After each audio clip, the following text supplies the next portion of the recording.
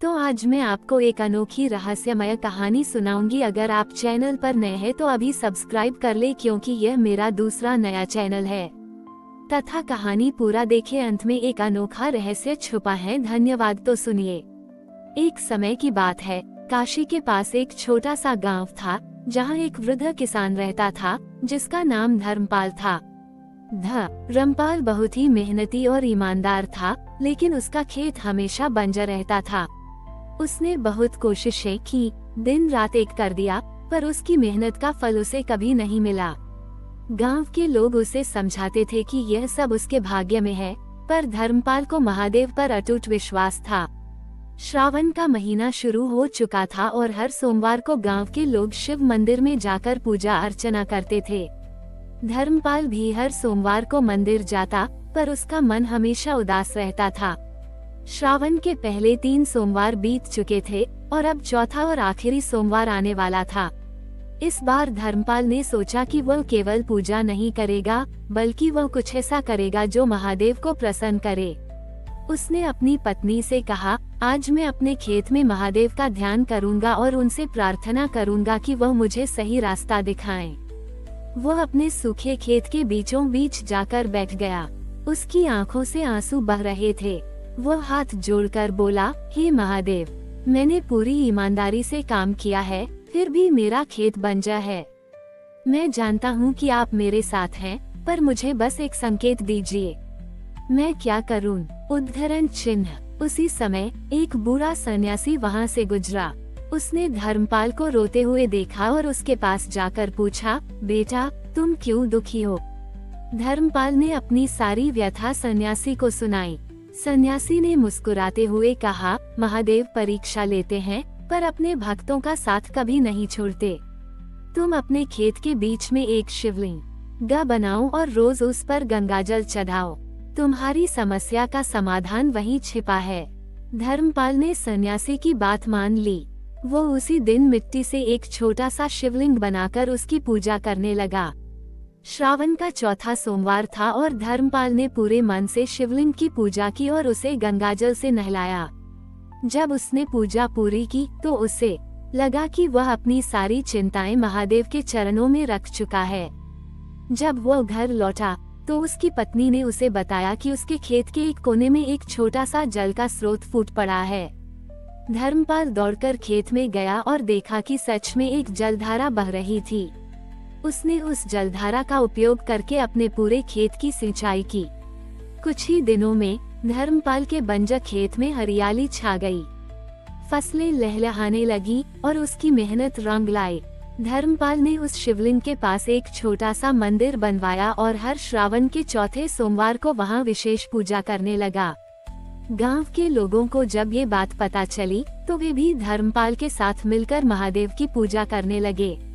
उन्होंने ये समझा कि सच्ची भक्ति और विश्वास कभी व्यर्थ नहीं जाता और महादेव अपने भक्तों की हर इच्छा पूरी करते हैं।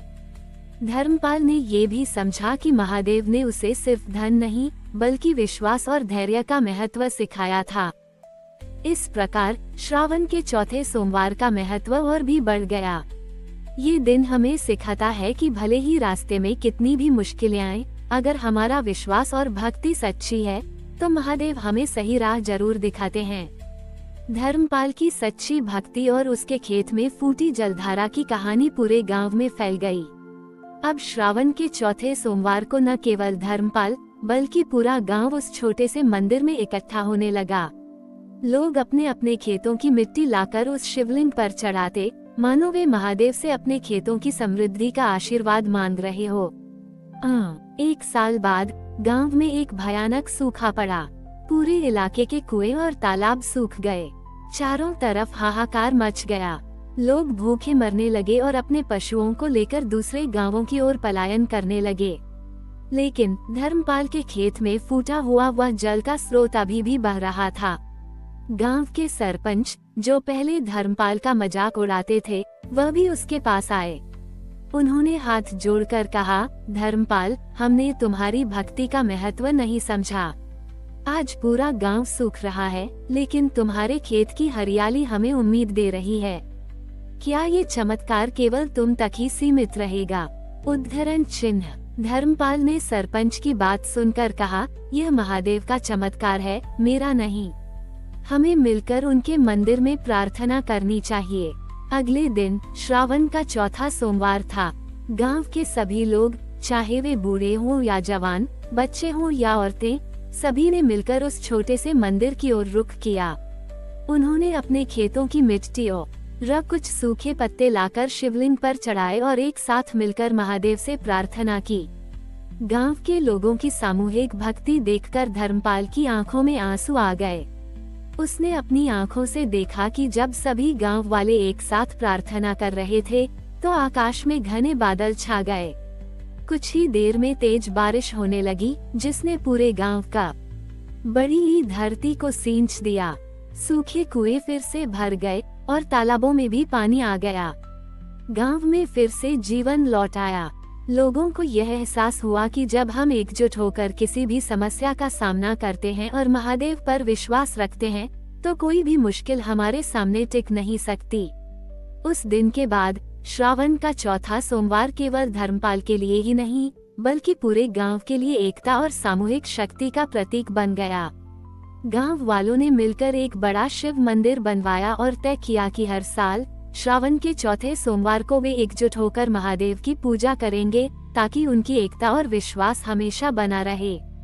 ये कहानी हमें सिखाती है कि सच्ची भक्ति और एकता में बहुत बड़ी शक्ति होती है। जब हम मिलकर किसी अच्छे कार्य के लिए प्रयास करते हैं तो महादेव भी हमारा साथ देते हैं। हमारी और भी आध्यात्मिक एवं अनोखी कहानियाँ देखने के लिए हमारे चैनल पर जाएं तथा धार्मिक एवं पौराणिक अनोखी कहानियाँ हमारे चैनल पर है। कृपया जाके देखें तथा हमारे चैनल को सब्सक्राइब करके रखें और वीडियो लाइक जरूर करें। धन्यवाद।